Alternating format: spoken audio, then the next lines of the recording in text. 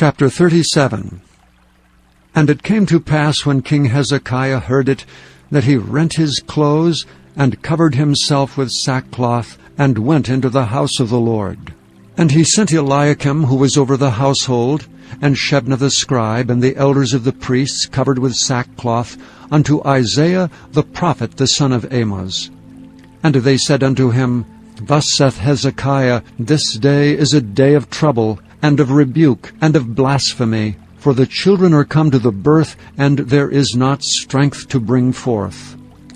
It may be the Lord thy God will hear the words of Rabshakeh, whom the king of Assyria his master hath sent to reproach the living God, and will reprove the words which the Lord thy God hath heard.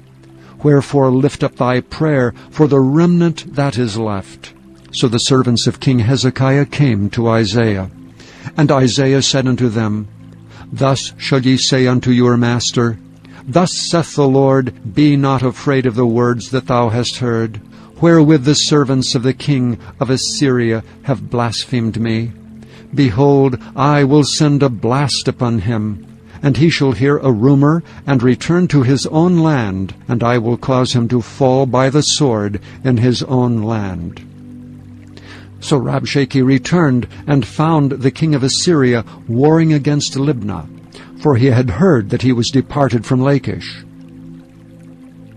And he heard say concerning Tirhakah, king of Ethiopia, He is come forth to make war with thee. And when he heard it, he sent messengers to Hezekiah, saying, Thus shall ye speak to Hezekiah king of Judah, saying, Let not thy God, in whom thou trustest, deceive thee, saying, Jerusalem shall not be given into the hand of the king of Assyria.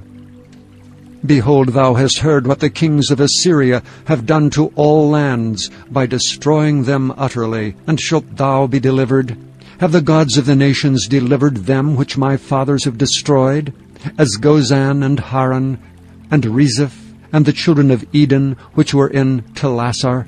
Where is the king of Hamath, and the king of Arphad, and the king of the city of Sepharvaim, Hena and Iva? And Hezekiah received the letter from the hand of the messengers, and read it.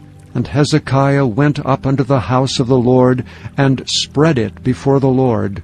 And Hezekiah prayed unto the Lord, saying, O Lord of hosts, God of Israel, that dwellest between the cherubims, Thou art the God, even Thou alone, of all the kingdoms of the earth.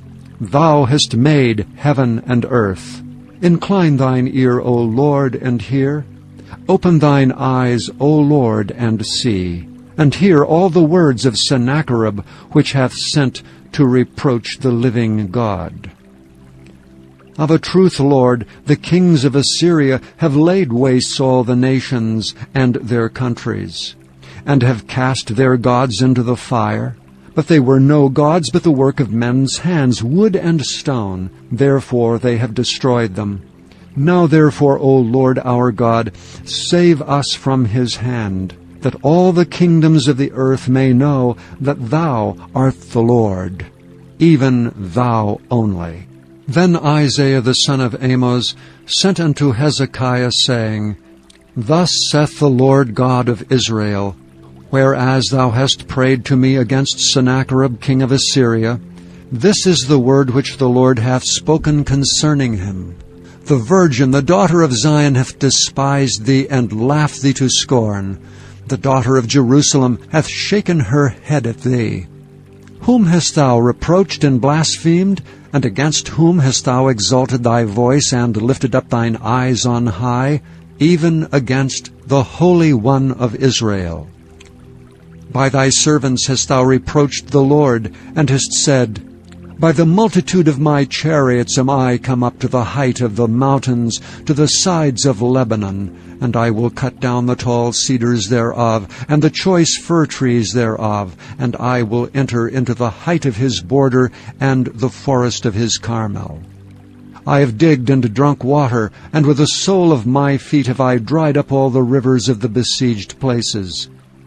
Hast thou not heard long ago how I have done it, and of ancient times that I have formed it? Now I have brought it to pass that thou shouldest be to lay waste defenced cities into ruinous heaps. Therefore their inhabitants were of small power, they were dismayed and confounded. They were as the grass of the field, and as the green herb, as the grass on the housetops, and as corn blasted before it be grown up. But I know thy abode, and thy going out, and thy coming in, and thy rage against me. Because thy rage against me and thy tumult is come up into mine ears, therefore will I put my hook in thy nose, and my bridle in thy lips, and I will turn thee back by the way by which thou camest. And this shall be a sign unto thee: ye shall eat this year such as groweth of itself, that which springeth of the same. And in the 3rd year sow ye and reap and plant vineyards, and eat the fruit thereof.